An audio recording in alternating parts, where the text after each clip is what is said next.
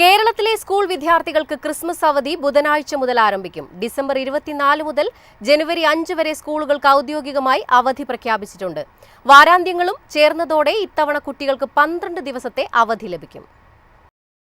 കേരളത്തിൽ സ്കൂളുകൾക്ക് ഡിസംബർ 24 മുതൽ ജനുവരി 5 വരെയാണ് ഔദ്യോഗിക ക്രിസ്മസ് അവധി പ്രഖ്യാപിച്ചിരിക്കുന്നത്. വാരാന്ത്യങ്ങൾ കൂടി ഉൾപ്പെടുന്നതിനാൽ ഇത്തവണ കുട്ടികൾക്കും രക്ഷിതാക്കൾക്കും മൊത്തം 12 ദിവസത്തെ ഇടവേളയാണ് ലഭിക്കുന്നത്. സാധാരണയായി ക്രിസ്മസ് കാലത്ത് 10 ദിവസത്തെ അവധിയായിരുന്നു ഉണ്ടായിരുന്നത്. എന്നാൽ ഈ വർഷം 2 ദിവസം കൂടി നീട്ടി 12 ദിവസമാക്കി.